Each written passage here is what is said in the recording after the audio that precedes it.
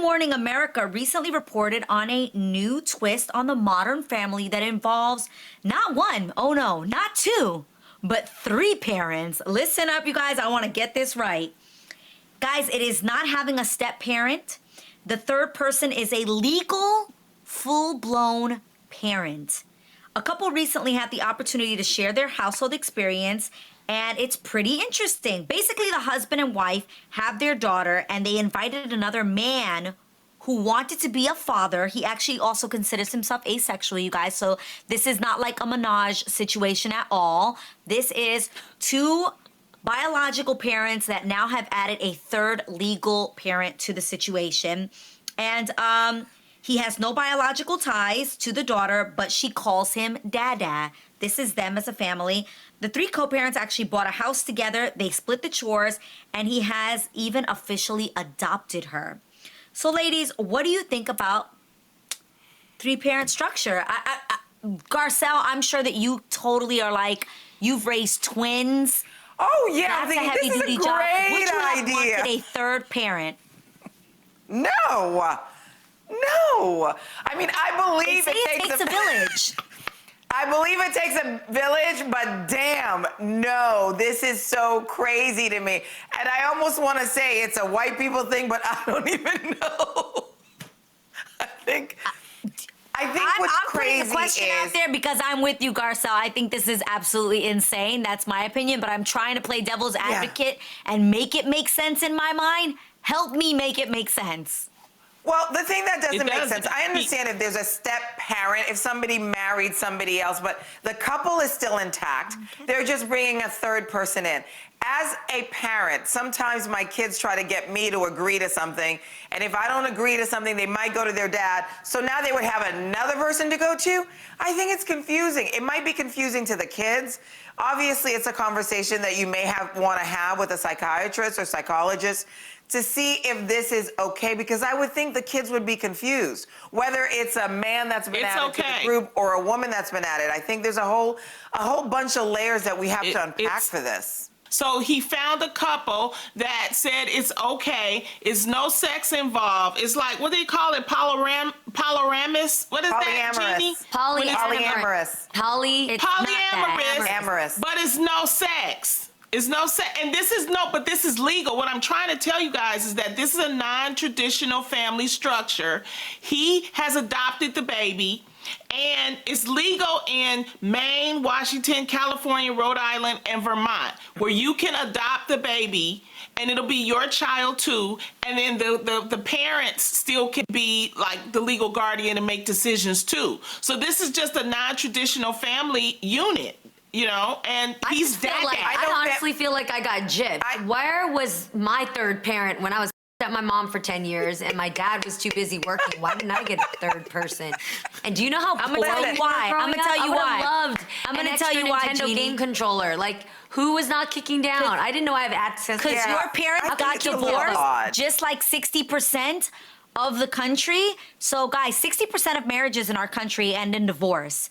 So what happens if the parents get divorced? Who gets custody of the child? Like, the third parent?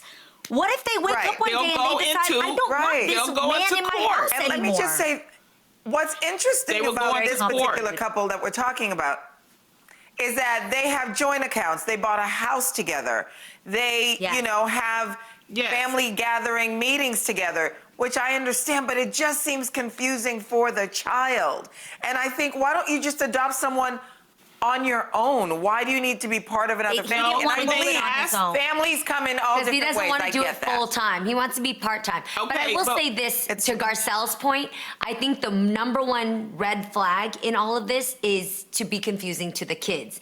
If this is what you decide to do, and thank you to Auntie Lonnie explaining that this is legal and that there are families out here doing this, please communicate with your children so they know what's going on. Please communicate it to a point where they accept it. This isn't decision amongst y'all parents. This is a family, and they have a right to speak up on it too. So as long as it's well communicated, so they're not at school explaining some weird situation that sounds funny to the kids, and the kids are making fun of them, that has to be which is what really I'm trying to say. Did y'all even read the article?